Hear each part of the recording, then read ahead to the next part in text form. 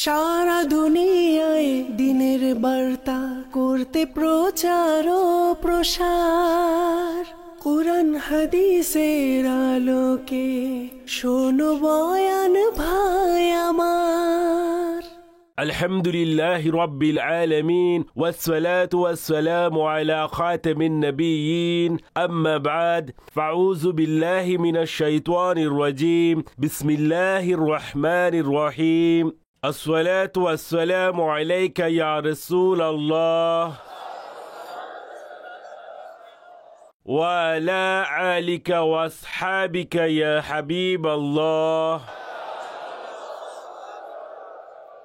الصلاة والسلام عليك يا نبي الله وعلى آلك واصحابك يا نور الله। আরবাইনে আত্তার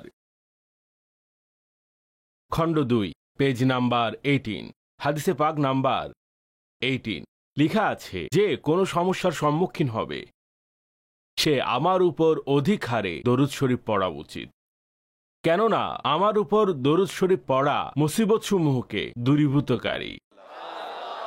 সাল্লু আলাল হাবিব সাল্লাল্লাহু তাআলা আলা মুহাম্মদ।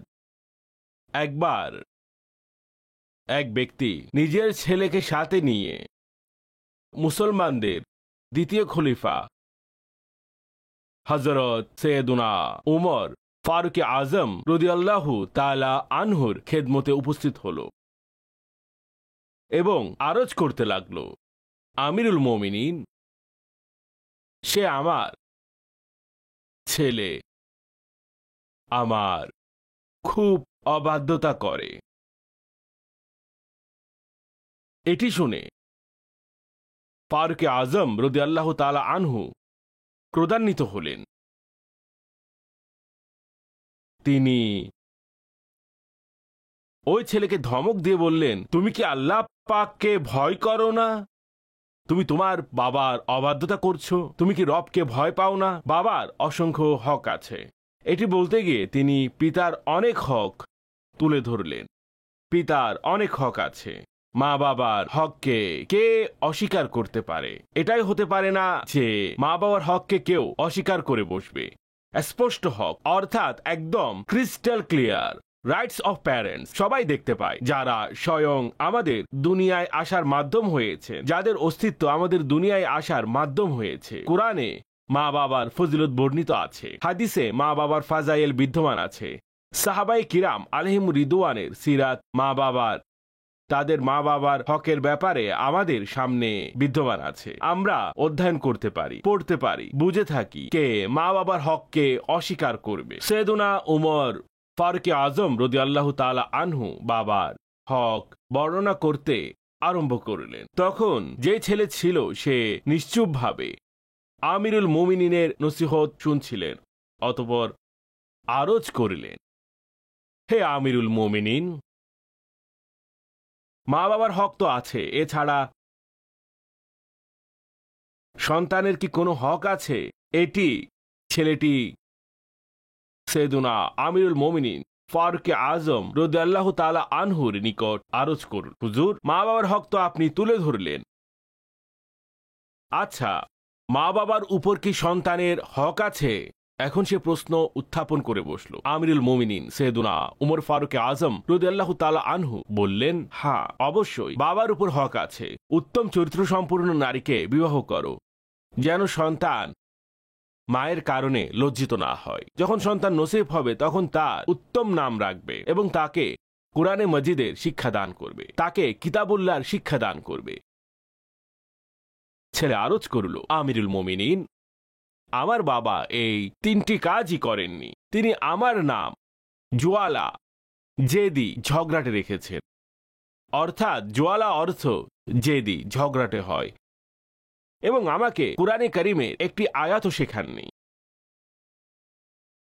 তখন ওমর ফারুক আজম রাদিয়াল্লাহু তাআলা আনহু তার পিতার দিকে মনোনিবেশ করলেন এবং বললেন, তুমি বলছো যে ছেলে অবাধ্য, অথচ প্রথম অবাধ্যতা তো তুমিই করেছো। উঠো এবং আমার কাছ থেকে দূরে সরে যাও। তাম্বিহুল গাফেলিন এর বরাতে এই ঘটনা বর্ণনা করা হয়েছে। আমার প্রিয় ইসলামী ভাইয়েরা, মাদানী চ্যানেলের দর্শক, ঘটনা বলার উদ্দেশ্য একদম পরিষ্কার যে নিঃসন্দেহে মা বাবার অনেক হক আছে, অনেক হক আছে মা বাবার, আর মা বাবার হক থেকে সন্তান দায়মুক্ত হতে পারে না। এমনকি মা বাবা সন্তানের হক আদায় করুক বা না করুক, সন্তানের ব্যাপারে যে যতটাই অবহেলার শিকার হোক, কিন্তু এটিকে আপনি এভাবে বলতে পারেন, যদি মা বাবা সন্তানের ব্যাপারে রবের নাফরমানি করে থাকে, শরীয়তের উপর আমল না করতে পারে, তাই বলে সন্তানের এই ব্যাপারে অনুমতি নেই, সে এখন মা বাবার অবাধ্যতা করে আল্লাহর নাফরমানি করবে, মা বাবার নাফরমানি করে নিজের জন্য জাহান্নামের আগুনকে পুঞ্জীবিত করবে। সন্তানকে এই অনুমতি দেওয়া হবে না। তাকে তার মা বাবার হক অবশ্যই আদায় করতে হবে, কেননা তার নিজের কবর হবে, আর তাকে তার মা বাবার ব্যাপারে প্রশ্ন করা হবে। সন্তানকে তো মা বাবার আনুগত্য, শিষ্টাচারিতা যা আছে তা করতে হবে, তবে তার কিছু কারণও আমি আলোচনা করব, সেই সব ভুল যা বর্তমানে মা বাবা করছেন। যদি আজ ওইসব যুবক অথবা ওই ব্যক্তি যার বিবাহ হয়নি, তাহলে আজ তার মাইন্ড প্রস্তুত হওয়া উচিত, যখন আমার বিবাহ হবে আমাকে এসব বিষয় ফলো করতে হবে। এমন যেন না হয় আমিও এইসব রিপিটিশনের দিকে চলে যাব, যা হচ্ছে আমি সেই পথের পথিক হয়ে যাব। তাই প্রত্যেককে এই বয়ানটি মনোযোগ সহকারে শুনতে বুঝতে হবে। পুনরায় আরজ করছি, এখানে সন্তানদের মা বাবার হক আদায় করার ক্ষেত্রে কোনো অলসতা না করা উচিত। তবে এই মুহূর্তে কথা হচ্ছে ডাইরেক্টলি প্যারেন্টসের সাথে। আচ্ছা, প্যারেন্টসের প্রবলেম কি? মা বাবার প্রবলেম কি? চিৎকার করে, চেঁচামেচি করে, নাফরমানি করে, কথা শোনে না, ঝগড়া করে থাকে, জেদ করতে থাকে, বন্ধুদের সাথে চলে যায়, আমরা ডাকলে আসে না, আমাদের কথা মানে না, আমাদের এই কাজ করে না, ওই কাজ করে না, আমরা বৃদ্ধ হয়ে গেলে আমাদের সেবা করে না, ওল্ড হাউসে ভর্তি করিয়ে দেয়, অথবা ধমকি দিতে থাকে, মুড খারাপ করে দেয়, মুড খারাপ হয়ে যায় তাদের। আমাদেরকে ওর মেজাজের প্রতি খেয়াল রাখতে হয়, আমাদেরকে দেখতে হয় যে ছেলের মেজাজ ঠিক আছে কিনা, কথা বলবো নাকি বলবো না। এখন মা বাবার অনেক প্রবলেমস আছে। একইভাবে এখন আমি এই মুহূর্তে আমার বিষয়বস্তু যা আপনাদের সাথে শেয়ার করেছি, আমি এই ব্যাপারে একটি বিষয় উল্লেখ করে দিচ্ছি। সবে মাত্র আমার সাউথ কোরিয়ার সফর ছিল এবং থাইল্যান্ড সফর ছিল, দুটি দেশে সফর ছিল। সাউথ কোরিয়াতে ভালো পরিমাণে মুসলিম পপুলেশন আছে, ওভারসিজও আছে এবং অসংখ্য স্থানীয় লোকও আছেন সেখানে। সেখানে গেলাম, সেখানেও লাখ লাখ একটি তথ্য অনুযায়ী, অথবা মনে করুন যে একটি ডেটা অনুযায়ী, সেখানে প্রায় 70 লাখের কাছাকাছি মুসলিম পপুলেশন আছে, হাজারো মসজিদ আছে। থাইল্যান্ডের কথা বলছি, স্পেশালি থাইল্যান্ডের যতগুলো প্রান্ত আছে, কম বেশি যতগুলো প্রান্ত আছে, বর্ডার এরিয়া আছে, অধিকাংশ সেখানে অনেক বেশি মুসলিম পপুলেশন সেখানে পাওয়া যায়। থাইল্যান্ডের মাঝামাঝিতেও পাওয়া যায় এবং মেন সিটিগুলোতে পাওয়া যায়। অতঃপর আমি সেখানেও সফর করেছিলাম, সেখানে গিয়েছিলাম, সেখানে মসজিদ নির্মিত হচ্ছে, মার্কাজ নির্মিত হচ্ছে, অনেকের সাথে সাক্ষাৎ হয়েছে, ওলামা আছেন, মাশায়েখ আছেন, এবং এক একটি মাদ্রাসায় 200, 300 শিশু পড়ছেন, তালেবে ইলম আছেন। অসংখ্য শত শত মসজিদে আলহামদুলিল্লাহ নামাজের পর দরুদ ও সালাম পড়া হয়। এইভাবে সেখানে একটি ধর্মীয় পরিবেশ আছে। আচ্ছা, এর পূর্বেও যেসব দেশে ভ্রমণ করেছি, একটি কমন ইস্যু যা আপনাদেরকে বলছি, কমন ইস্যু, যদি আমি একে বলি যে ইউনিভার্সাল ইস্যু, যা প্যারেন্টস সম্পর্কে, তা এটাই আমাদের সন্তান কিভাবে সুশিক্ষা পাবে। এই একটি প্যারেন্টসদের অবস্থা সমাজে বিরাজমান। এখন এমন হয় যে চিরকুট আসে মা বাবার তরফ থেকে, এই ধরনের আসে, সন্তানের এটা হয়েছে, সন্তানের ওটা হয়েছে, সন্তান এইভাবে চলে গেল, এখন জবাব দেয় না, এটা হয়েছে ওটা হয়েছে। মাযাল্লাহ, অনেকের সন্তান মদখোর হয়ে গেছে, অনেকের সন্তান জুয়াড়ি হয়ে গেছে, নেশাখোর হয়ে গেছে, অনেকের সন্তান এটা, অনেকের সন্তান ওটা। আচ্ছা, শুধু ছেলেদের প্রবলেম নয়, মেয়েদেরও সমস্যা আছে। ইমাম গাজ্জালি রহমতুল্লাহি তাআলা আলাইহি খুবই চমৎকার একটি উপমা পেশ করেছেন। সেই উপমা বর্ণনা করছি, ইনশাআল্লাহ প্যারেন্টসরা বুঝতে পারবেন। কেননা এর আসলে প্রপার উত্তর একটি হয়, যা আমি ক্ষুদ্র জ্ঞানে বুঝতে পারি। যখন মা বাবা বলে আমাদের সন্তান কিভাবে নেককার হবে, আপনারা নেককার হয়ে যান, তাহলে সন্তানও নেককার হয়ে যাবে। কোনো রকেট সায়েন্স নয় সন্তানকে নেককার বানানোর জন্য, তবে তাতে আল্লাহর যেমন মর্জি। কিন্তু মা বাবা নিজের কাজ তো পূর্ণ করবেন, যে মা বাবার তাদের এই দায়িত্ব, এই কাজ পরিপূর্ণ করেছেন, কাজ হয়ে গেছে। এই সম্পর্কে ইমাম গাজ্জালী রহমতুল্লাহি তাআলা আলাই খুব চমৎকার একটি উপমা বর্ণনা করেছেন।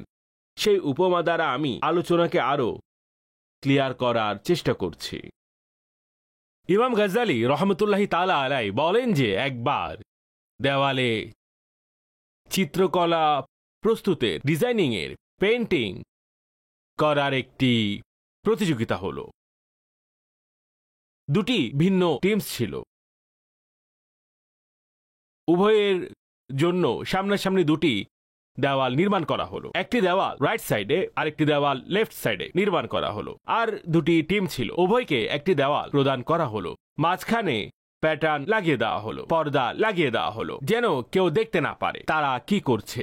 আমাদের এখানে তো জ্ঞান পরীক্ষা মাদানী চ্যানেলে সকলে দেখতে পায় এরা কি করছে, ওরা কি করছে, কিন্তু সেখানে এমন ছিল না। পর্দার ওই পাশে একটি টিম দেওয়ালে নিজেদের যোগ্যতা দেখাচ্ছিল, আরেক প্রান্তে একটি টিম তাদের বিদ্যা দেখাচ্ছিল। মাঝখানে পর্দা দিয়ে উভয় টিমকে একটি টাইমলাইন প্রদান করা হলো, জনাব আপনারা কাজ শুরু করুন। উভয়ের টাইম শুরু হয়ে গেল।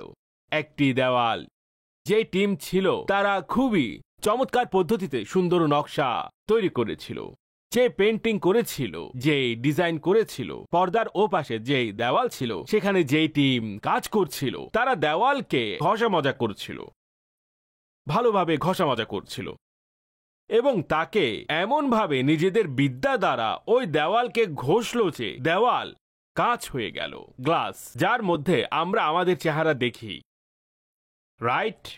এখন সেটা গ্লাস হয়ে গেল, যার মধ্যে আমরা আমাদের চেহারা দেখি। যখনই মাঝখানের পর্দা ফেলে দেওয়া হলো, এই দেওয়াল খুবই চমৎকার ডিজাইনিং ছিল, কিন্তু ওই সম্পূর্ণ চমৎকার ডিজাইনিং এর একটি প্রতিবিম্ব চলে গেল ওই দেওয়ালের মধ্যে, এবং দেওয়ালে তাকালে সেই পেন্টিং, সেই নকশা এই দেওয়ালেও দেখা যাচ্ছিল।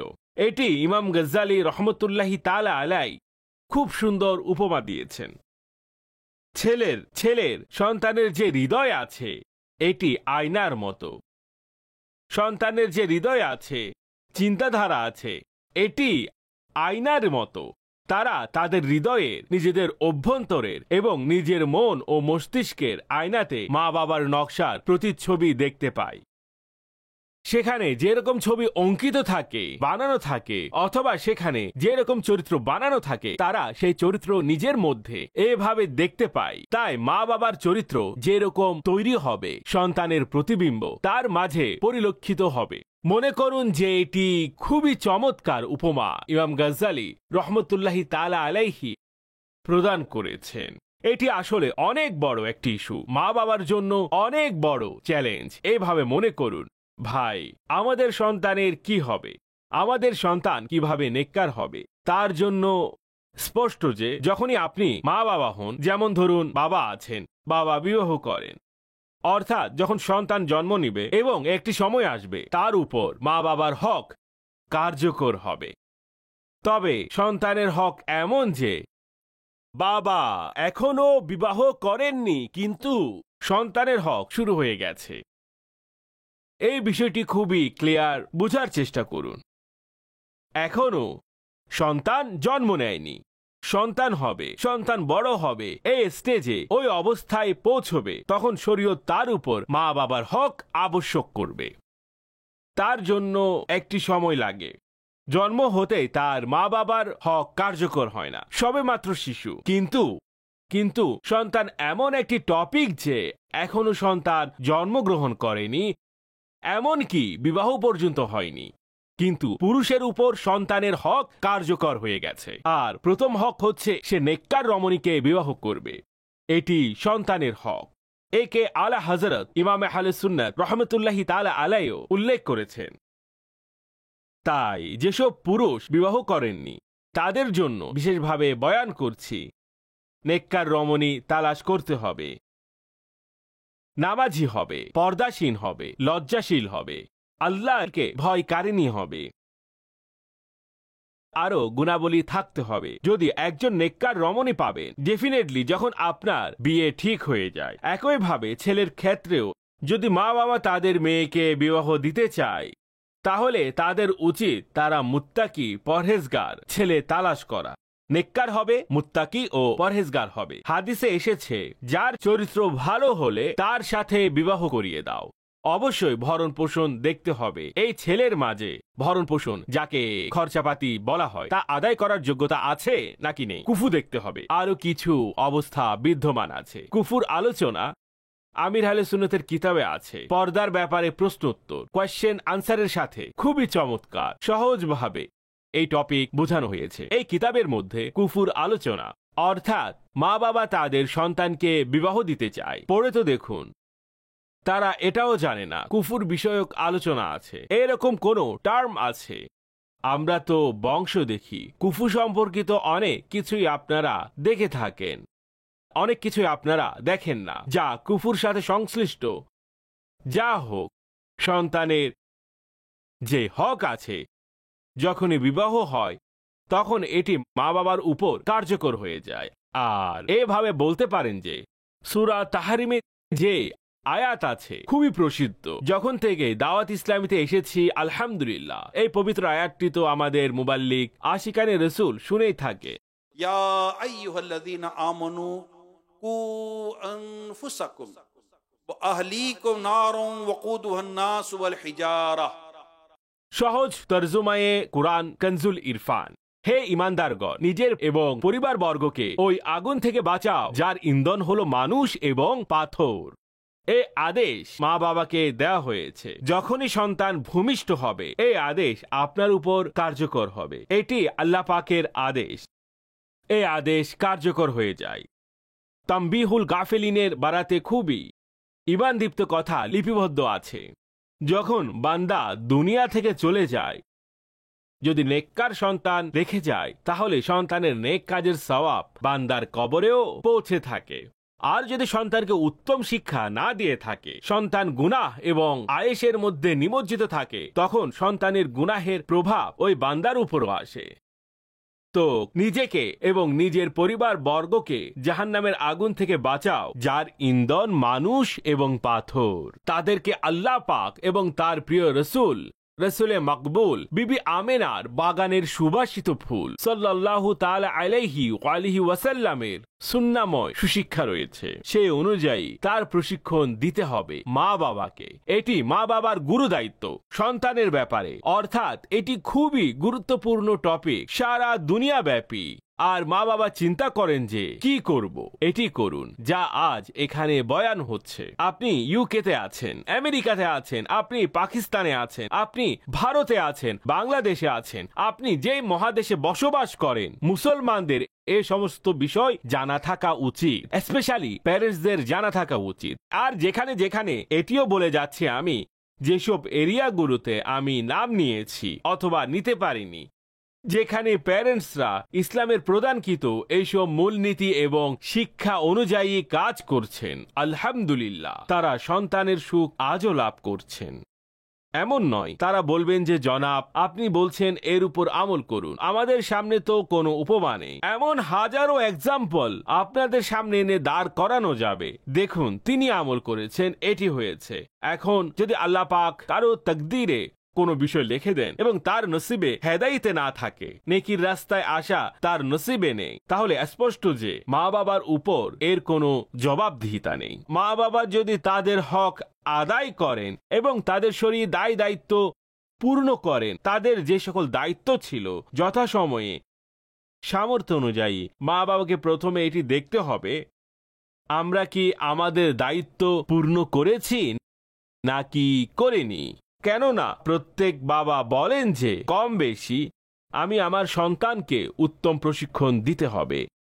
যখন বাচ্চা ভূমিষ্ঠ হয় উত্তম প্রশিক্ষণ দিতে হবে। ভাই, পাঠ্যসূচি কোথায়, সিলেবাস কোথায় উত্তম প্রশিক্ষণে? আপনি কোন সিলেবাস দেখেছেন, কোন কিতাব দেখেছেন? না না। একবার আমাদের এক মুফতি সাহেবের কথা খুব ভালো লেগেছে, আমি সেটি কোট করছি। মুফতি সাহেবের কথাকে, তিনি মুফতি সাহেব আলহামদুলিল্লাহ খুবই জ্ঞানী এবং বিচক্ষণ মুফতি সাহেব। তিনি স্বয়ং আমাকে বলেছেন, যখন আমার ঘরে ছেলে সন্তান ভূমিষ্ঠ হয়, যখন আমার ঘরে ছেলে সন্তান ভূমিষ্ঠ হয়, তখন আমি পুনরায় আরেকবার বাবার দায়িত্বসমূহ অধ্যয়ন করছি। আমি মুফতি সাহেবের কথাকে এই জন্য কোট করছি, মুফতি সাহেবের কাছ থেকে তো এই বিষয়ে ফতোয়া নিব। মুফতি সাহেব মা বাবার হক কি মুফতি সাহেব লিখে দিবেন, কিন্তু মুফতি সাহেবের দায়িত্ববোধ, মুফতি সাহেবের অ্যাপ্রোচ, মুফতি সাহেবের সেন্সিবল হওয়া এবং পিতার দায়িত্ববোধ কিভাবে সামনে এসেছে, বলেন যে আমি পুনরায় আরেকবার অধ্যয়ন করছি মা বাবার উপর কি কি হক রয়েছে, যেন আমি কোনো অলসতা না করে বসি। আমাদের ঘরে সন্তান জন্ম নিলে, ছেলে সন্তান জন্ম নিলে আনন্দিত হই, মেসেজ যায়, মুবারকবাদ আসে, মাশাআল্লাহ, খুব ভালো কাজ। দুনিয়ার যেখানে মুসলমান আছে, এই বিষয়ে আজও মুসলমানদের মাঝে আবশ্যিকভাবে প্রচলিত আছে, মুসলমানগণ পেছনে নয়। আল্লাহর শুকরিয়া, যখনই সন্তান ভূমিষ্ঠ হয় তার কানে আজান প্রদান করা হয়। ওয়েস্টার্ন কান্ট্রিতে এটিও একটি প্রবলেম। সেখানে প্রবলেম আমার চোখেও পড়েছে যে কয়েকদিন বাচ্চাকে রিলিজ দেওয়া হয় না, বাচ্চার কাছে যাওয়া যায় না, আর বাচ্চার প্রবলেমও থাকে না। তখন যেসব জিম্মাদার বুঝে থাকেন তারা এই প্রবলেমও সমাধান করে দেন, তারা কথা বলেন। এটি আমাদের ধর্মীয় রীতি, এটি আমাদের একটি শিক্ষা এবং ইসলামের রীতি। তখন তারা বিতর্ক করে না, একটি রিলিজিয়াস টপিক হয়ে গেছে না। কিন্তু যেসব মা বাবার ধ্যানও থাকে না, নো প্রবলেম, কোনো সমস্যা নেই, যখন বাচ্চা আসবে দেখা যাবে, তখন আজান দিলে দিল। এখন একটি অ্যাপ্রোচের বিষয় মা বাবার উপর, মা বাবা তাদের সন্তানের ব্যাপারে as a Islamic point of ভিউতে অ্যাপ্রোচ কতটুকু, চিন্তা ভাবনা কতটুকু, বিগিনিং বিষয় তো আল্লাহ করুন আমরা যেন নিজের সন্তানকে সঠিক শিক্ষা দিতে সফলকাম হই। হযরতে সৈয়দুনা জুনদুব বিন আব্দুল্লাহ রাদিয়াল্লাহু তাআলা আনহু বলেন, প্রিয় আকা সাল্লাল্লাহু আলাইহি ওয়াসাল্লামের মুবারক জাহেরি হায়াতের জামানাতে আমরা ছোট ছিলাম। তিনি আমাদেরকে কুরআন শিখানোর পূর্বে ঈমানের শিক্ষা প্রদান করতেন। ইবনে মাজার হাদিস শোনাচ্ছি, তিনি সাল্লাল্লাহু আলাইহি ওয়াসাল্লাম আমাদেরকে কুরআন শিখানোর পূর্বে ঈমান শিক্ষা প্রদান করতেন। যখন ঈমান শিখে নিতাম তারপর কুরআন শিখাতেন, তখন আমাদের ঈমান আরো মজবুত হয়ে যেত। কতই না চমৎকার ডাইরেকশন আছে নাকি নেই, কত চমৎকার ডাইরেকশন। অর্থাৎ বুঝতে পারলাম প্রিয় আকা সাল্লাল্লাহু আলাইহি ওয়াসাল্লামের সুন্নাত হচ্ছে সর্বপ্রথম ঈমান শিক্ষা প্রদান করা। এখন আপনি বলবেন যে ঈমান কিভাবে শিখাবো, ঈমান শিখানো কি জিনিস এটি বলে দেওয়া হোক। আমি বলছি ঈমান শিখানো মানে কি, সন্তানের প্রশিক্ষণ, তার মশক এবং তার এক্সারসাইজ কি হওয়া উচিত। বাচ্চাকে কালেমা শেখান, যা কিছু আমি বর্ণনা করেছি এটি এজ ওয়াইজ গ্র্যাজুয়ালি হবে, স্তরে স্তরে হবে। যেমনি যেমনি বয়স যেই হিসেবে বৃদ্ধি পাবে বাচ্চার বয়স, সেই অনুযায়ী মা বাবা, আমি যা আলোচনা করছি মূলত এটি ছোটখাটো কারিকুলাম, ছোটখাটো সিলেবাস, এটি আমাদের মানসিকতা, এটি আমাদের অ্যাওয়ারনেস, আমাদের জানা আছে। ওকে ওকে, যেমনি যেমনি বাচ্চা যখনই কথা বলা শুরু করবে, আল্লাহ আল্লাহ আল্লাহ, আব্বু বলো আল্লাহ, আব্বু বলো আল্লাহ, তাকে আল্লাহ বলা শেখান, তাকে কালিমা পড়া শেখান সঠিকভাবে। তারপর এজ ওয়াইজ তাকে মৌলিক আকীদা শেখান, মৌলিক আকীদা শিক্ষা দিন। এইসব এজ ওয়াইজ চলবে। আর এর পূর্বে আমি বয়ান করেছি মা বাবার চরিত্র যেরকম হবে সন্তানের মাঝে পরিলক্ষিত হবে। সর্বপ্রথম যখন মা বাবা এসব করা আরম্ভ করবেন, মূলত মা বাবার মাঝে এই চমৎকার চিন্তাধারা এবং প্রশিক্ষণ থাকে, সেখানে এই বিষয়টি হয়ে থাকে। বাচ্চাদেরকে প্রথম ঈমান শিখানোর বিষয়টি আমি ব্যাখ্যা করে দিচ্ছি, ঠিক আছে? তাকে মৌলিক আকীদা শিখান। উদাহরণস্বরূপ, আল্লাহ এক, আল্লাহ আছেন, এই দুটি একত্রে বলুন। নাম্বার এক, আল্লাহ আছেন এবং একজনই আছেন। আপনারা সবাই বলুন, আল্লাহ আছেন এবং একজনই আছেন। এটি শিখাতে হবে। এতে দুটি বিষয় আলোচিত হয়েছে।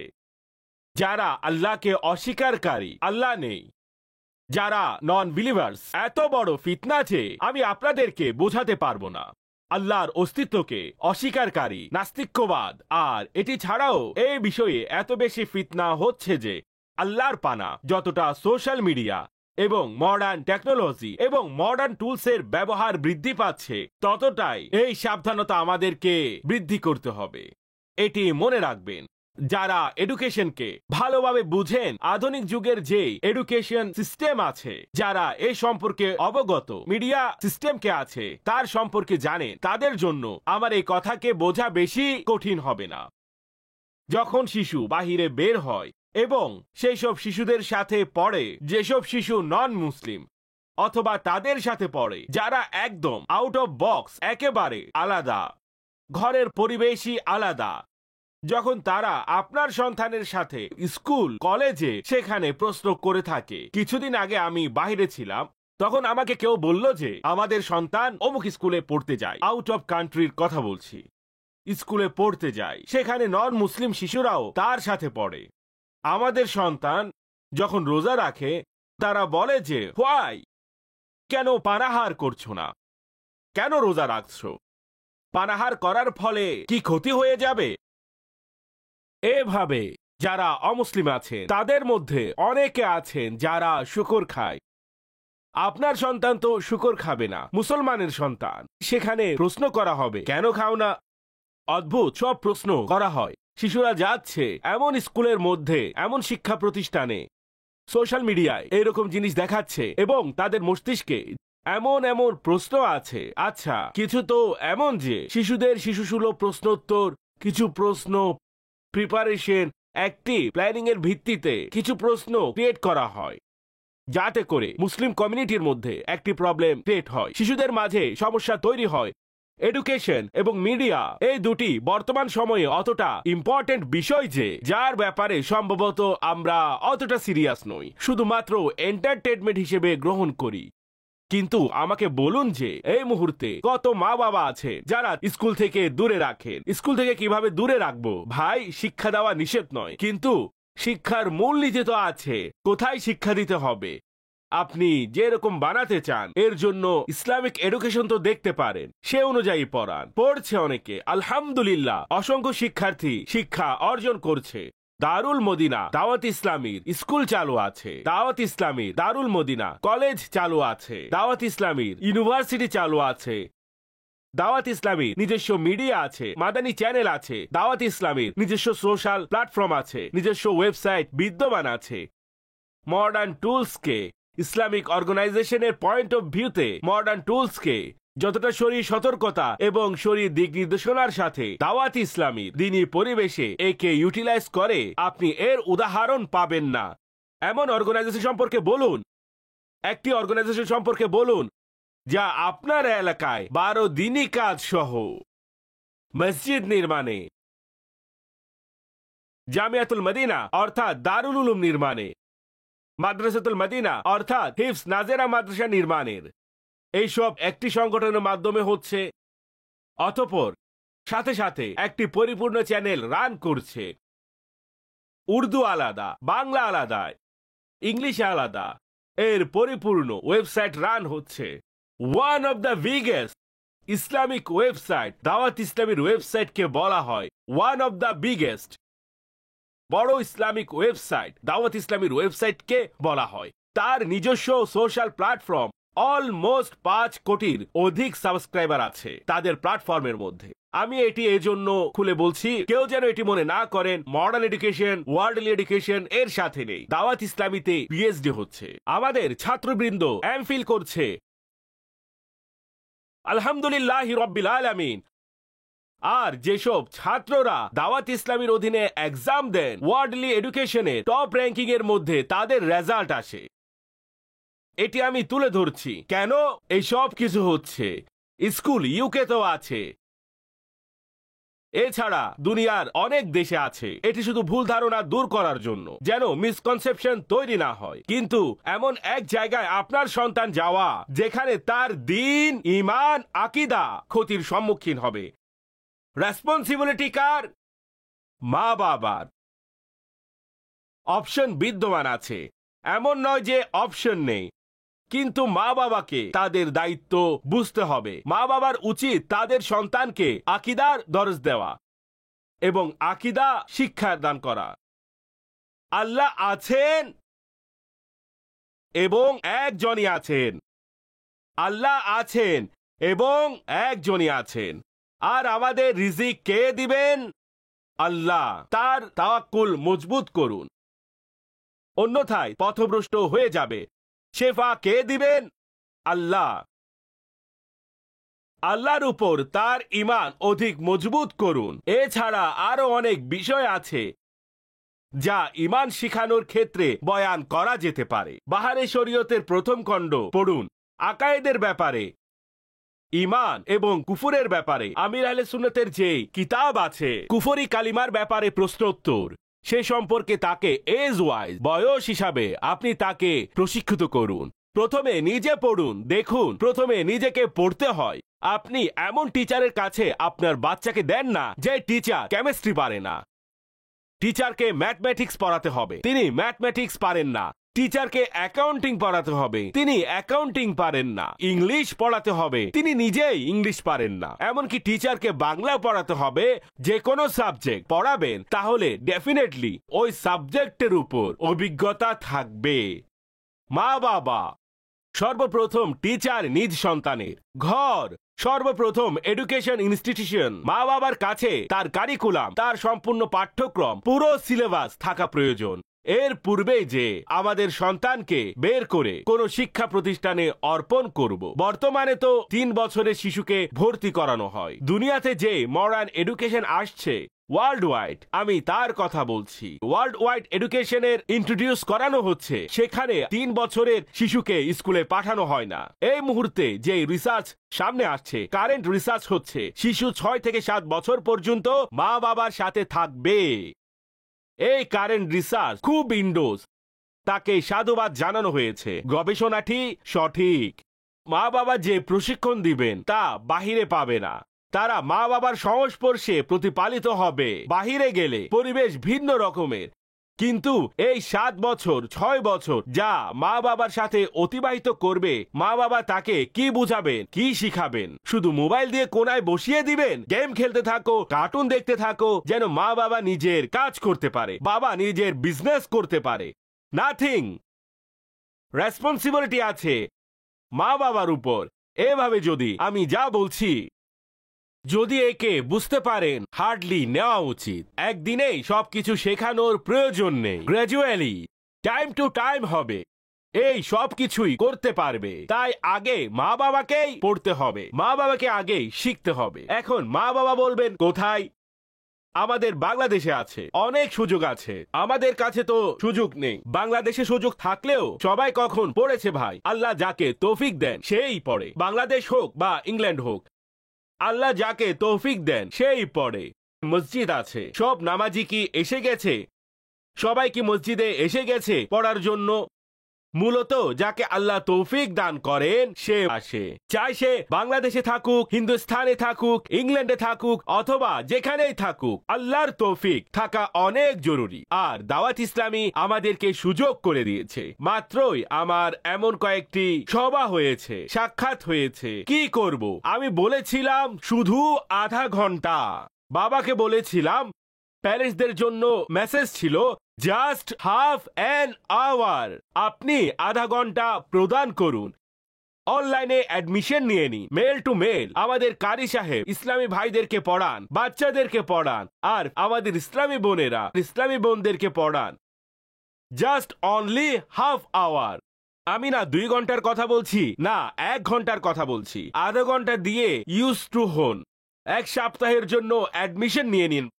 অনলাইনে এসে তো দেখুন, অ্যাডমিশন গ্রহণ তো করুন। quranteacher.com-এ গিয়ে, দাওয়াত ইসলামীর ওয়েবসাইটে গিয়ে অ্যাডমিশন নিয়ে দেখুন। অতঃপর বলুন কি কি পসিবিলিটি আছে, পসিবিলিটি নেই। ঘরে বসে থাকলে সকল পসিবিলিটি দরজায় টোকা দিয়ে আসবে না, কিন্তু দাওয়াত ইসলামী দরজায় কড়া নেড়ে আসছে না। টিভি খুলুন, টিভিতে আসছে। মদিনার রাস্তায় আসুন, তাহলে দাওয়াত ইসলামীকে দেখতে পারবেন। দাওয়াত ইসলামী তো মদিনার রাস্তায় আছে। যদি এদিক ওদিক যেতে চান তাহলে তো এর সমাধান নেই। মাদানী চ্যানেল দেখুন, দাওয়াত ইসলামী আপনার সামনে আছে, বয়ান হচ্ছে। কি করা যাবে, কি করা যাবে না। আসুন সোশ্যাল মিডিয়া দেখুন, ইউটিউবে যান দাওয়াত ইসলামী, ইনস্টাগ্রামে যান দাওয়াত ইসলামী, ফেসবুকে যান দাওয়াত ইসলামী। যতগুলো প্ল্যাটফর্ম আছে দাওয়াত ইসলামী সেখানে উপস্থিত আছে। ঘরে সবুজ গম্বুজ দেখার জন্য ছবি থাকলে তাহলে মদিনা মদিনা। আর যে গম্বুজ দেখতে চায়, যে কাবাঘর দেখতে চায়, সে আল্লাহ ও রসুলের সন্তুষ্টিমূলক সুন্দর দৃশ্য দেখতে চায়, সেই ফ্রেমই ঘরে লাগায়। আর যে গাধা বিড়াল দেখতে চায়, তার কি সমাধান আমি দেব।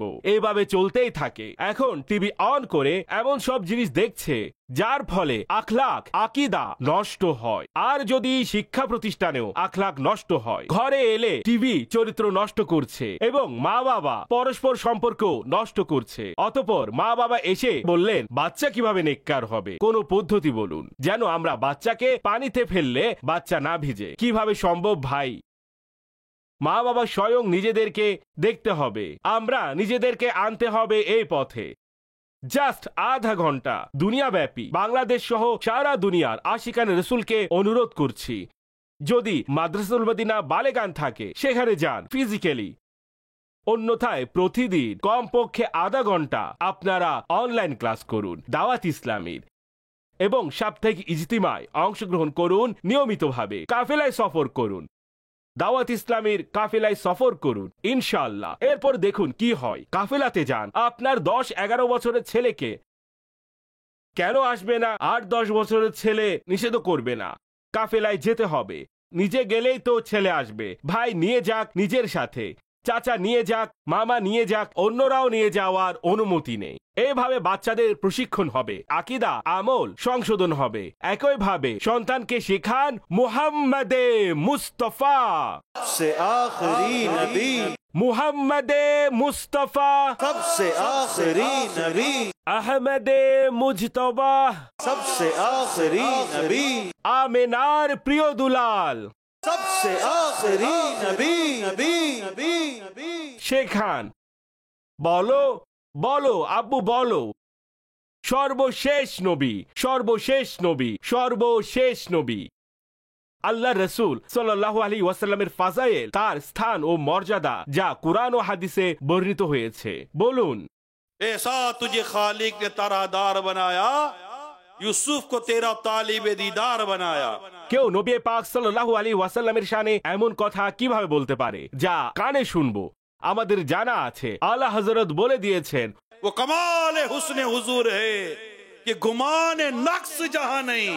বলুন আপনার সন্তানকে আল্লাহর প্রিয় হাবিব সাল্লাল্লাহু আলাইহি ওয়াসাল্লামকে কেমন শান ও মর্যাদা প্রদান করেছেন। প্রিয় নবীর মোজেজা বলুন, প্রিয় নবীর শ্রেষ্ঠত্ব বলুন, প্রিয় নবীর সৌন্দর্য বলুন, প্রিয় নবীর কথা বলুন সাল্লাল্লাহু আলাইহি ওয়াসাল্লাম। তার হৃদয়ে আল্লাহর প্রিয় হাবিব সাল্লাল্লাহু আলাইহি ওয়াসাল্লামের মোহাব্বত, ভক্তি এবং যা কিছু আমরা দেখতে চাই তার মাঝে প্রবেশ করুক, তার মাঝে মদিনা মদিনা হয়ে যাবে। এটি বয়স হিসেবে বলতে হবে আপনাকে। আসো বাবা, তোমাকে স্টোরি শোনাচ্ছি। একবার নবী পাক সাল্লাল্লাহু আলাইহি ওয়াসাল্লাম অমুক জায়গায় গিয়েছিলেন। আকানার সাথে যে কুস্তি হয়েছিল, আকানাকে প্রিয় নবী উঠিয়ে নিক্ষেপ করেন, ফেলে দেন তাকে। প্রিয় নবী কতটা শক্তিশালী ও প্রসিদ্ধ ছিলেন, কেমন শক্তি আমার নবীকে প্রদান করেছেন। বাহুর শক্তি তুলে ধরুন, কিভাবে বৃক্ষ ও পাথর আমার নবীর দিকে অগ্রসর হতো। সাহাবারা কেমন মোহাব্বত করতেন আলোচনা করুন। সাহাবাই কেরামের আচরণ কেমন ছিল আলোচনা করুন। বাবা ওই চাঁদ দেখেছো? ওই চাঁদও 2 টুকরো হয়ে গিয়েছিল। কখন হয়েছিল? যখন আমার নবী ইশারা করেছিলেন। বলুন আপনার সন্তানকে নবী পাক সাল্লাল্লাহু আলাইহি ওয়াসাল্লামের গুণাবলী, তা এত চমৎকার, প্রতিটি গুণই চমৎকার। বাচ্চাদেরকে এজ অনুযায়ী ঘটনা বলুন। হরিণের ঘটনা তো উটের ঘটনা, এই ঘটনা আলোচনা করুন। বাচ্চাদের আগ্রহ জন্মাবে। সিরাতে মুস্তাফা কিতাব দেখুন। আল্লামা আব্দুল মুস্তফা আজমি সাহেব রহমতুল্লাহি তাআলা আলাইহির মাকতাবাতুল মদিনাতে ওয়েবসাইটে বিদ্যমান আছে, পড়ুন। তার মধ্যে কিতাবের মধ্যে আমার আমির আহলে সুন্নাত আলহামদুলিল্লাহ খুবই ছোট ছোট রিসালা লিখে দিয়েছে। সেখান থেকে ঘটনা বের করুন, নবী রাসূলদের এবং অন্যান্য ঘটনা পড়ে শোনান। এভাবে ঘটনা শোনান মুস্তাফা করিম সাল্লাল্লাহু আলাইহি ওয়াসাল্লামের। মা শোনান, বাবা শোনান, সন্তানকে বসে সময় তো দিন। আমি একটি কথা বলে অগ্রসর হচ্ছি। আজ আপনার সন্তানকে সময় দিন, বড় হয়ে আপনাকে সময় দিবে। আমরা যে বলি সন্তান সময় দেয় না, আমরাও সময় দেইনি। যেসব মা বাবা টাইম দিয়েছেন সন্তানের মাঝে, সেই বিষয়টি এসে গেছে। দেওয়াল নকশা মনে রাখবেন, আয়না নকশা প্রতিচ্ছবি মনে রাখবেন। নিজের সন্তানকে এইসব বিষয়ে বোঝাতে এবং শেখাতে হবে। সকল সাহাবাই কিরাম আলাইহিমুর রিদওয়ান জান্নাতি, এটি আপনার সন্তানকে শিখান। নবীর সকল সাহাবী जन्नती जन्नती সকল নারী সাহাবী। जन्नती जन्नती এটি একদম মস্তিষ্কে গেঁথে নিন, মস্তিষ্কের মধ্যে গেঁথে নিন। যিনি সাহাবী তিনি জান্নাতি। আর পবিত্র আহলে বায়তের মোহাব্বতের শরবত বানিয়ে পান করিয়ে দিন। তারা আবার আকা সাল্লাল্লাহু আলাইহি ওয়াসাল্লামের বংশধর, তার পরিবার, তার ঘরের অধিবাসী। আর নবী পাক সাল্লাল্লাহু আলাইহি ওয়াসাল্লামের যেসব হাদিস, যার মধ্যে পবিত্র আহলে বায়তের মোহাব্বতকে কিভাবে মনে প্রাণে ধারণ করার চেষ্টা করা হয়েছে। তাই সাহাবা এবং আহলে বায়েত তাদের সম্পর্কে তাকে বলুন, আমার সন্তান, আলা হযরত বলে গিয়েছেন, আহলে সুন্নত কা হে বেড়া, পার হে আসহাবে হুজুর, নজম হে और नौ है इतरत रसूलुल्लाह की। असहाबो अहले बैत पर कुर्बान हमारी जान, असहाबो अहले बैत पर कुर्बान हमारी जान। क्यों न हो रुतबा बड़ा असहाबो अहले बैत का, क्यों न हो रुतबा बड़ा असहाबो अहले बैत का। है खुदाए मुस्तफा असहाबो अहले बैत का, असहाबो अहले बैत पर कुर्बान हमारी जान। আউলিয়া কিরাম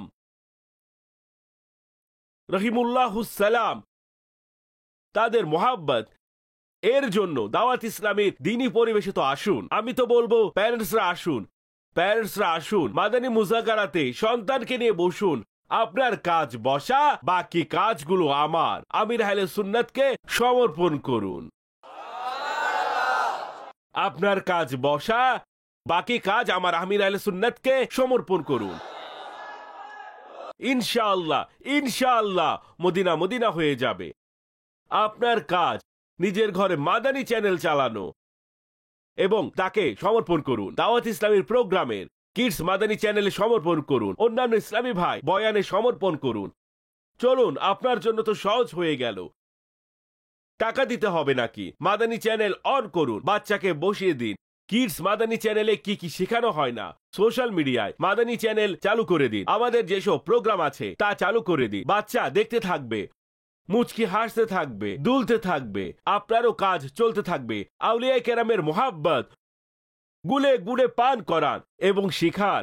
আব্বু যখন আল্লাহর নাম নিবে, আম্বিয়া কেরামের নাম নিবে, এবং বিশেষ করে যখন ইমামুল আম্বিয়ার আলোচনা করবে, যখন সাহাবাই কিরামের আলোচনা করবে, যখন আউলিয়া কিরামের আলোচনা করবে, আউলিয়া কিরাম কারা, ওলি কারা, সে ব্যাপারে বলুন। বলুন, পুত্র জবান থেকে বেয়াদবি সূচক শব্দ বের করবে না, খুব বেছে বেছে শব্দ বের করবে। নিজে বাছাই করে বলুন, আব্বু দেখো, আউলিয়া কিরাম আলাইহিমুস সালামের নাম এভাবে নিতে হয়, রাসূলে আকরাম নূরে মুজাসসাম সাল্লাল্লাহু আলাইহি ওয়াসাল্লামের নাম এইভাবে নিতে হয়। সাহাবায়ে কিরামের আলোচনা হলে, আউলিয়া কিরামের আলোচনা হলে এইভাবে নাম নিতে হয়। নাম নেওয়ার সময় আদবের, সম্মানের, তাজিমের যে পদ্ধতি, সুন্দর শব্দ বলা উচিত, তার শিক্ষা আপনার সন্তানকে দিন। তাকে বলা হয় নিজ সন্তানকে ঈমান শিখানো। ঈমান শিখাতে হবে নিজের সন্তানকে, যেমনটি আমি হাদিসে পাকে বর্ণনা করেছি। অতঃপর নিজের সন্তানকে যে দ্বিতীয় বিষয়টি শিখাতে হবে তা কুরআনুল কারীম হাদিসে পাকে আছে। বাবার উপর সন্তানের 3টি হক। তার উত্তম নাম রাখুন, তাকে কুরআনের শিক্ষা দান করুন, যখন বড় হয়ে যাবে তাকে বিবাহ করিয়ে দিন। এই সন্তানের 3টি হক হাদিস শরীফে বর্ণিত হয়েছে। তার উত্তম নাম রাখুন। নবী পাক সাল্লাল্লাহু আলাইহি ওয়াসাল্লামের আমলের প্রতি লক্ষ্য করুন। প্রিয় নবী সাল্লাল্লাহু আলাইহি ওয়াসাল্লামের ঘরে পুত্র সন্তান জন্ম নেয়, তখন তিনি নিজ পুত্রের নাম রাখেন ইব্রাহিম।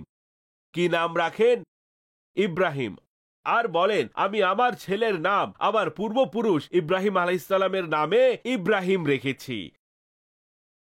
আমরা এদিক ওদিকের নাম বের করি। ভাই একটি ভালো নাম বলো। ভাই কি ভালো নাম দেব? মুহাম্মদের চেয়ে কোনো ভালো নাম আছে? মুহাম্মাদের চেয়ে কোনো ভালো নাম আছে? लगाते हैं नारा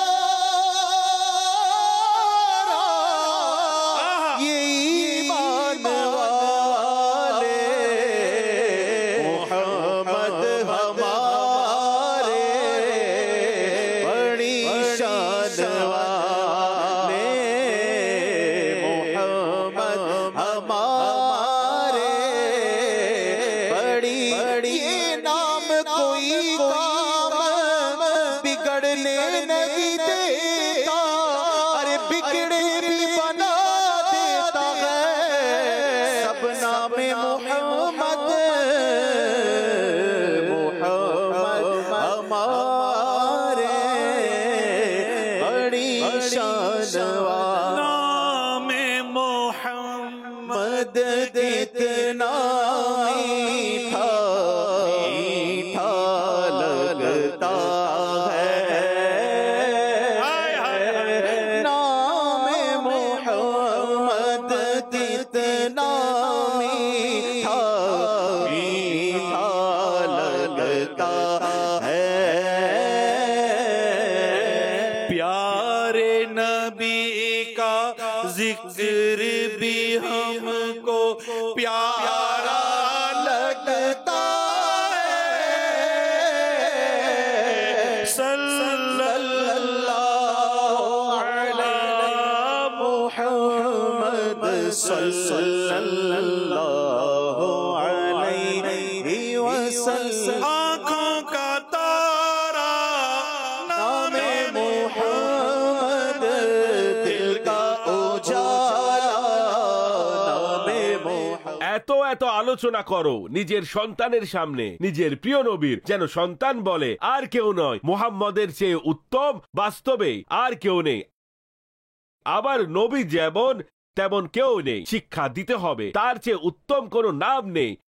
নামে মুহাম্মদ কিতনা मीठा मीठा लगता है।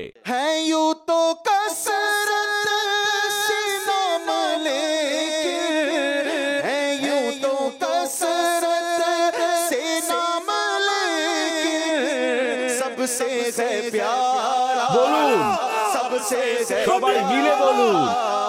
सबसे है प्यारा नाम मोहम्मद दिल का उजाला नाम मोहम्मद पूछेगा मौला गलाया क्या क्या पूछेगा मौला लाया क्या क्या मैं ये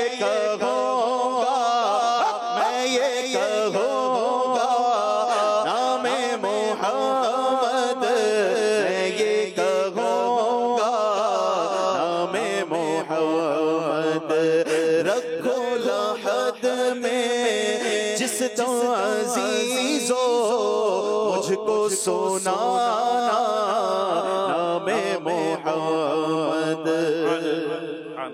अपने रजा पे कुर्बान जाओ मुर्शिद पिया पे कुर्बान जाओ जिसने सिखाया जिसने सिखाया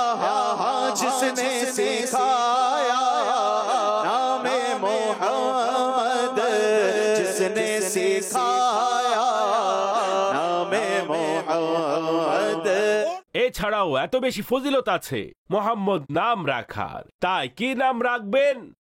মোহাম্মদ। এবং এরপর ডাকার জন্য ভালো থেকে ভালো নাম রাখুন। দাওয়াত ইসলামী নামের কিতাব প্রকাশ করেছে নাম রাখার বিধান। সেখানে তো শত শত নাম আছে। আম্বে কিরাম, সাহাবাই কিরাম, নারী সাহাবি, আউলিয়া কিরাম উপনামও উল্লেখ করা আছে।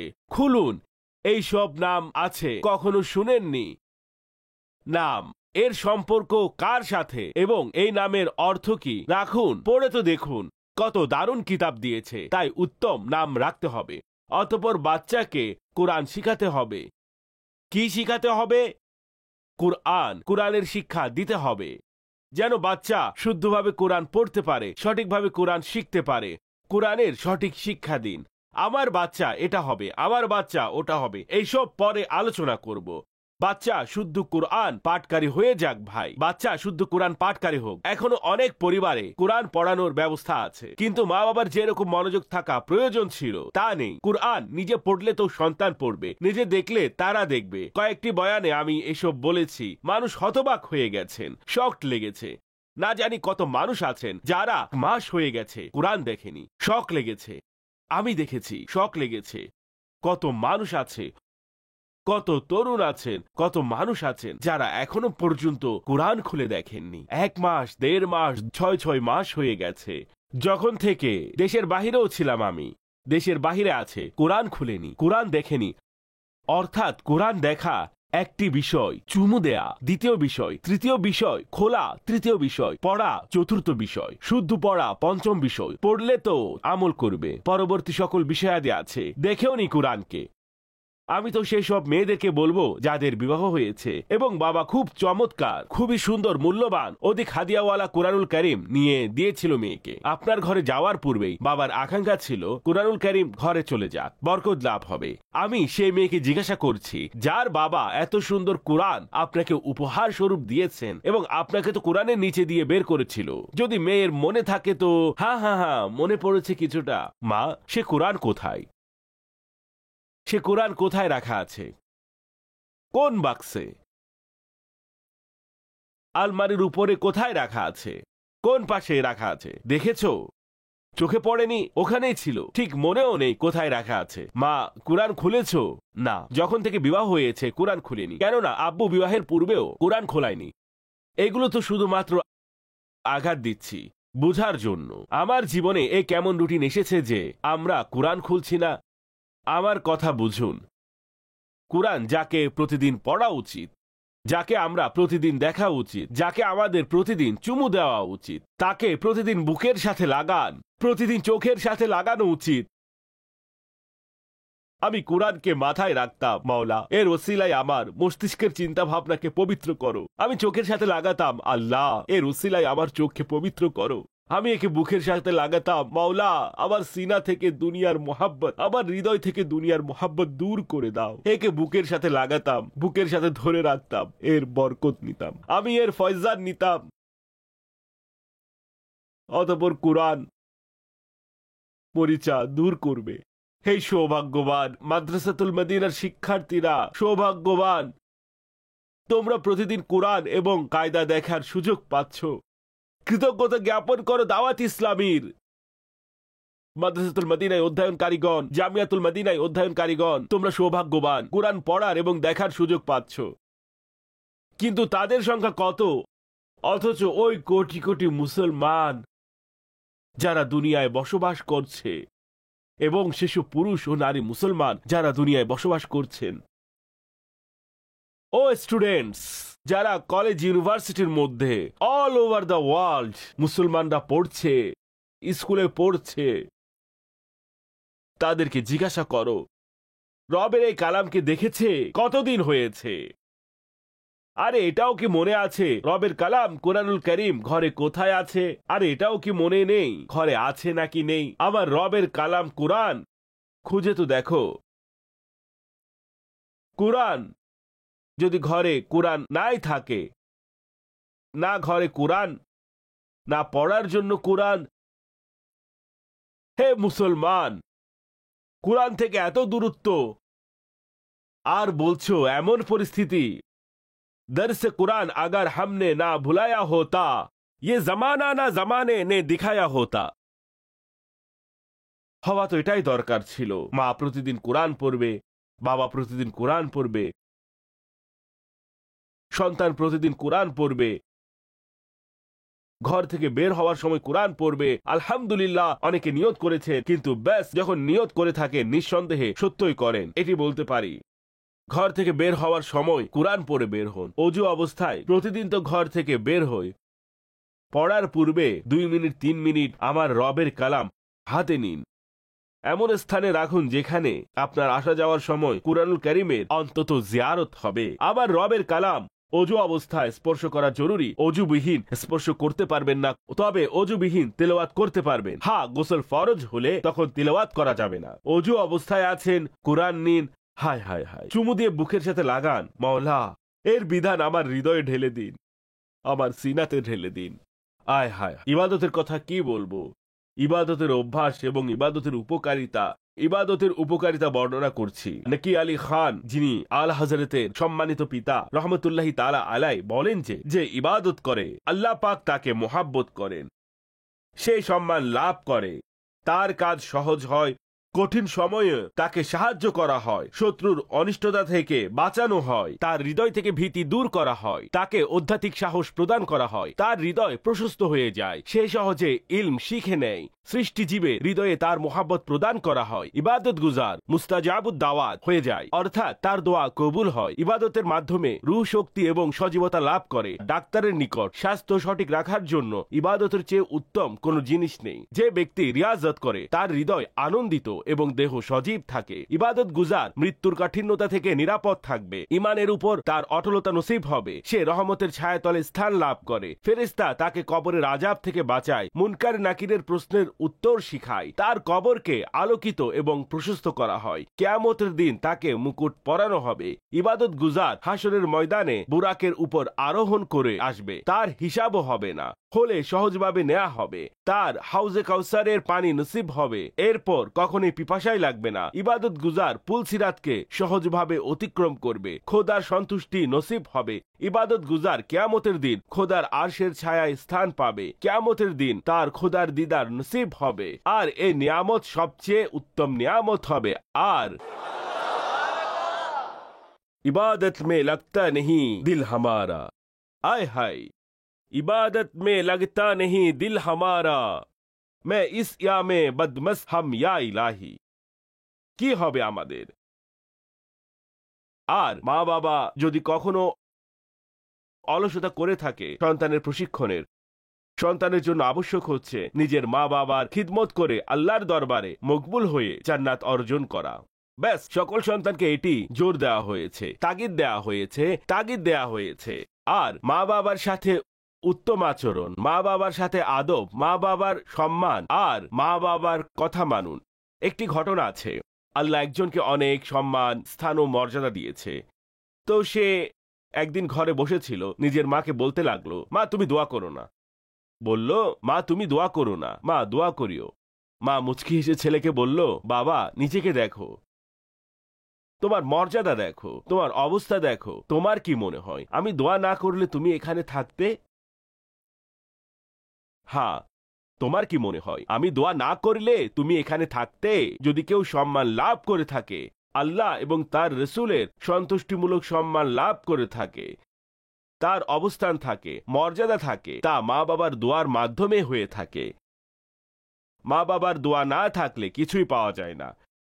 পিতা সন্তুষ্ট, রব সন্তুষ্ট, পিতাও সন্তুষ্ট, রব অসন্তুষ্ট। হ্যাঁ, সন্তানকে মা বাবার সাথে সর্বদা সদাচরণ করা উচিত। এটি আল্লাহ পাক একদম স্পষ্টভাবে বলেছেন। যদি মা বাবা আল্লাহ এবং তার রসুলের নাফরমানিমূলক কথা বলে, তা মানা যাবে না। কিন্তু যতক্ষণ তারা আল্লাহ এবং তার রসুলের ফরমান অনুযায়ী, শরীয়ত অনুযায়ী কথা বলবে, মা বাবার প্রতি সন্তানের সদাচরণ করতে হবে। আর আমি করজোরে মা বাবার সমীপে অনুরোধ করব, কিছু বিষয় আলোচনা করছি, আল্লাহর ওয়াস্তে এগুলো দেখুন, বুঝুন, পড়ুন। এই বয়ানটি বারবার শুনুন। দাওয়াত ইসলামীর ইস্তিমাতে আসুন, দাওয়াত ইসলামীর বয়ান শুনুন, আমির আহলে সুন্নতের বয়ান শুনুন। মা বাবা বুঝতে পারবেন যে আমাদের কোথায় ভুল হচ্ছে, আমরা কেমন কাজ করছি। এই পেইন্টিংয়ে আমাদের ভুল হয়েছে, আমরা একে সঠিকভাবে ড্র করিনি, অন্যথায় সে এরকম হতো না। আসুন নিজেরা পরিপূর্ণ চেষ্টা করুন, মা বাবা তাদের পরিপূর্ণ চেষ্টা চালান, নিজেকে নেকি এবং তাকওয়ার পথে এনে নিজের সন্তানের প্রশিক্ষণ আল্লাহ এবং তার রাসূলের সন্তুষ্টি অনুযায়ী করুন, পরিপূর্ণ চেষ্টা করুন। এখন যদি তার নসিবে হেদায়েত না থাকে, আল্লাহ না করুন, তাহলে তার নসিব অন্তত মা বাবা, পিতামাতা, নিজেকে দায়মুক্ত করুন। আমার অনুরোধ রইল, দায়মুক্ত করুন। আমরা আমাদের দিক থেকে আমাদের সন্তানকে নেককার বানানোর এবং তাকে আল্লাহর সন্তুষ্টি অনুযায়ী তাকে প্রশিক্ষণ করার চেষ্টা করছি। দায় মুক্তি করুন নিজেকে। আর আমরা এটা করছি, আমরা যা কিছু করতে পারতাম তাকে হালাল রিজিক খাইয়েছি, কুরআন ও সুন্নাত মোতাবেক তাকে প্রশিক্ষণ দিয়েছি, আমরা চেষ্টা করেছি, আমরা ঘরের পরিবেশও এরকম রেখেছি, আমরা এরকম কোনো জিনিস দেইনি আমরা তার সংস্পর্শের খেয়াল রেখেছি, তার প্রশিক্ষণের খেয়াল রেখেছি, তার সুশিক্ষার খেয়াল রেখেছি, তাকে কোথায় পড়াতে হবে, কোথায় বসাতে হবে, কিভাবে রাখতে হবে, কার সাথে মিশতে দিব, কার সাথে মিশতে দেব না। আমরা স্বামী স্ত্রী, আমরা আমাদের সম্পর্ক ঠিক রেখেছি। আমরা আমাদের দিক থেকে এসব ওভারঅল কথা বলেছি, চেষ্টা করেছি আমাদের ঘরের মধ্যে মক্কা দেখাতে, মদিনা দেখাতে, তাকে তার মধ্যে আল্লাহ ও তার রসুলের মহাব্বত বৃদ্ধি করতে, তাকে কোরআন পড়াতে, ঘরে কোরআনের তেলাওয়াত করতে। প্রতি মাসে নিয়মিত গিয়ারবি করেছি, খাজা বাবার ওরস পালন করেছি, প্রিয় নবীর মিলাদ পালন করেছি, আমরা সবে মেরাজ পালন করেছি। আমরা সমস্ত কিছু যেসব নেকির কাজ ছিল, ঘরে সবে বরাত পালন করেছি, যেন মন মানসিকতা তৈরি হয়। আহলে সুন্নাতের কার্যাবলী বুঝিয়েছি, আকায়েদে আহলে সুন্নাত বুঝিয়েছি, সবকিছু বুঝিয়েছি। আমাদের দিক থেকে পরিপূর্ণ চেষ্টা করেছি। আলহামদুলিল্লাহ, আমরা চেষ্টা করেছি আল্লাহর সন্তুষ্টি এবং তার অনুগ্রহে, আল্লাহর সন্তুষ্টি অনুযায়ী। এখন বাকিটা নসিব। যেমন নসিব সন্তান নেককার হবে, এটি আবশ্যক নয় যে মা বাবার নেককার হলে সন্তানও নেককার হবে। এটি স্কেল নয়, এই পরিমাপই সঠিক নয়, এটি আবশ্যক নয়। কিন্তু দায়মুক্ত হয়ে যান যথাসম্ভব। এর যে সীমারেখা আছে, আমি সামর্থ্য অনুযায়ী আমার চেষ্টা করেছি, আর আল্লাহ জানেন যে কে সামর্থ্য অনুযায়ী করেছে আর কে করেনি। হ্যাঁ, এটি আমাদের উপর আল্লাহ পাকের অনেক বড় ইহসান। আল্লাহ পাক এটি প্রদান করেছেন। শরীয়তের যে বিধান আছে, আল্লাহ পাক যেমন সামর্থ্য দিয়েছেন সে অনুযায়ী চেষ্টা করেছি। এই বিষয়গুলো আল্লাহ করুন আমরা বোঝার ক্ষেত্রে সফল কাম হয়ে যায়। আল্লাহ পাক আমল করার তৌফিক দান করুন। আমিন। বিজাহিন নবীল আমিন সাল্লাল্লাহু তাআলা আলাইহি ওয়া আলিহি ওয়াসাল্লাম। সারা দুনিয়ায় দিনের বার্তা করতে প্রচার ও প্রসার, কুরআন হাদিসের আলোকে শোনো বয়ান ভাই আমার।